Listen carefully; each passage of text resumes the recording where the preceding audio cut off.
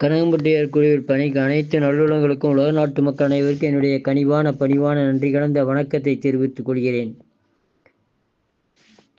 ஐயா, இந்த கர்ப்ப காலத்தில் வர்ற வாந்தி நிற்கிறதுக்கு என்னங்கய்யா செய்யறது?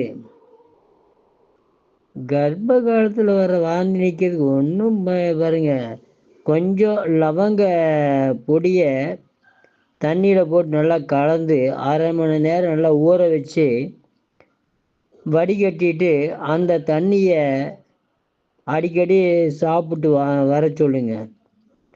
அந்த கர்ப்ப காலத்தில் வர்ற வாந்தி நின்று போகும். சாதாரண வாந்தி நிற்கிறதுக்கு எலும்பிச்சை இலையை நல்லா அரைச்சி அந்த சாரோட சிறிது கொஞ்சம் உப்பு போட்டு அதை சாப்பிட்டு வந்தால் வாந்தி உடனே நின்றுங்கய்யா.